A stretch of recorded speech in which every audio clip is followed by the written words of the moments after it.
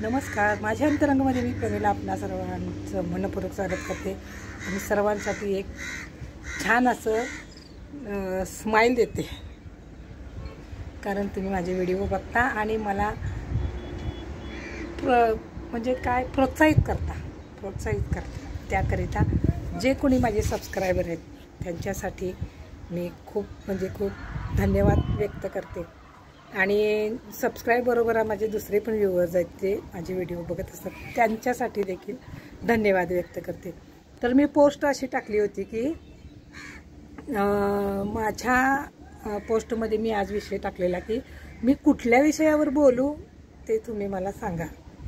तर एका माझ्या जुन्या सबस्क्रायबर आहेत त्या जुन्या आणि खूप छान आहेत त्या, शुभांगी तोरणे नावाच्या, कदाचित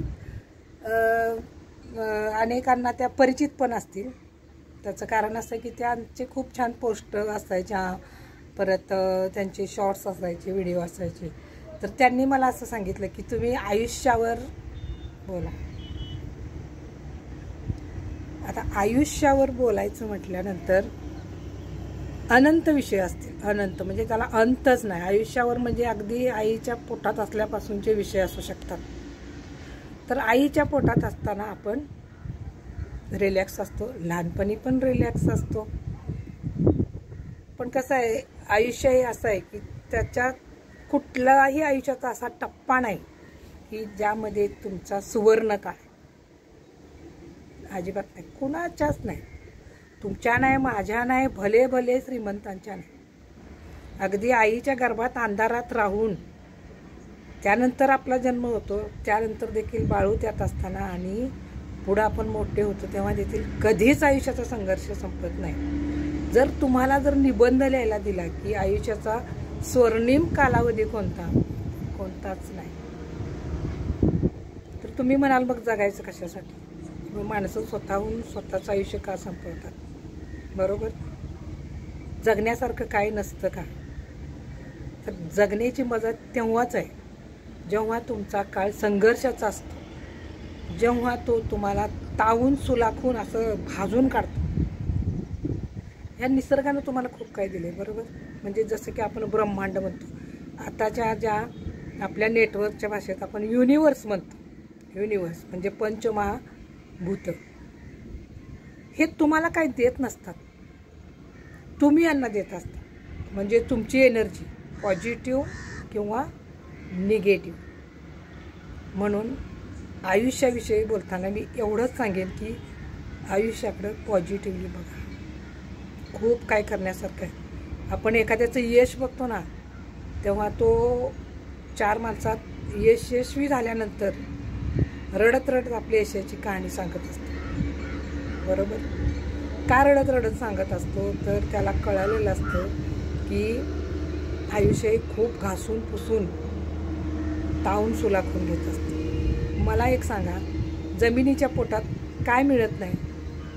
हिरे जमिनीच्या पोटात, सोनं जमिनीच्या पोटात, सगळे धातू जमिनीच्या पोटात। त्याचा माणसाने शोध लावला आणि त्याचा तो स्वतःसाठी उपयोग करून घेऊ लागला।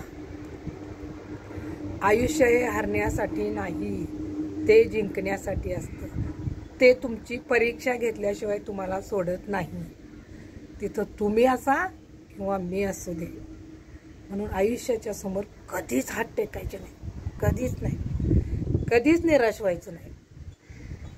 एखादे क्षण आपल्या आयुष्यात असे येतात की त्या क्षणी असं वाटतं की नको हे जीवन, पण त्याच जीवनातून तुम्ही भरपूर काही गोष्टी शिकू शकता, भरपूर। ज्याच्या आयुष्यात संघर्ष जास्त ती व्यक्ती अनेक गोष्टी शिकत असते। तुम्हाला अडथळे येतात तेव्हाच तुम्ही काय करता? प्रत्येक गोष्टीचा अर्थ समजून घ्यायला सुरुवात करता। म्हणून आयुष्याकडे सकारात्मक दृष्टीने बघायला पाहिजे। आयुष्य ही परमेश्वराने दिलेली फार मोठी देणगी आणि मनुष्याच्या देहात आपण जगत असताना आपल्याला आयुष्य हे घडवण्याचं काम करत असतं। म्हणून आयुष्यातील संघर्ष, अपमान, आयुष्यातील चढ उतार हे आपल्याला नवनवीन रस्ते दाखवत असतात। नवनवीन काटेरी रस्त्यावरून चाललं की जरा वेग जास्त येतो, नाही आता मला चांगल्या रस्त्याला लागायचं, तसंच आयुष्याचं पण असतं. म्हणून आयुष्य खूप सुंदर आहे. फक्त एक काम करायचं, जे जे चांगलं आहे ते ते बघायला शिकायचं.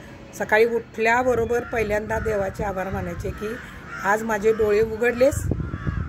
कारण अशी अनेक लोक या जगात असतील जी रात्री झोपलीत पण सकाळी उठलेली नाही.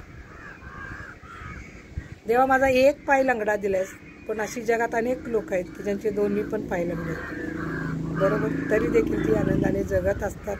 मी काळा आहे, मी गोरा आहे, मी उंच आहे, मी टेंगणा आहे, किंवा मी हुशार आहे, मी ढ आहे, ह्या गोष्टी खूप मॅटर करत नाहीत. मॅटर करत असते ते म्हणजे तुमची जगण्याची उमेद आणि आयुष्याकडे बघण्याचा दृष्टिकोन. आणि जाता जाता एक गोष्ट मी सांगते की नकारात्मक लोकांचं संगत करू नका. जेवढी लोक तुम्हाला आयुष्यात पुश करतील, तुम्हाला सल्ले देणारे असे लोक भेटतील की ज्यांचा सल्ला तुम्हाला संदिग्ध वाटेल, म्हणजे त्यातून काहीच समजत नाही, अशांचे सल्ले घेऊ नका. आणि एक काम करा, मोबाईलवरती अनेक अशा गोष्टी आहेत, ही पुस्तकं आहेत किंवा मोटिवेशनल स्पीकर्स आहेत, त्यांचं पण ऐकायचं. परंतु आपल्याला आपल्या परिस्थितीला जे काय लागू पडते ते नक्की घ्यायचं आणि कधीच हार मानायची नाही. आणि जिंकल्यानंतर आपण जे आपला प्राऊड फील करतो ना, कॉलर ताट करून, त्याची बात वेगळी असते. मग जर तुम्ही न हारता आयुष्य जिंकण्याकडे तुम्ही चालत राहिला तर आयुष्य पण तुम्हाला सपोर्ट करतं. करून तर बघा. त्यामुळं न थकता न हारता आयुष्याकडे डोळसपणे बघा आणि छान असं आयुष्य जगा, मस्त आणि मस्त. अजून काही विचारायचं असेल तरी पण विचारू शकता आणि मी तुम्हाला सांगू शकते, मदत करू शकते. ठीक आहे. शुभांगी, चल बाय बाय बाय.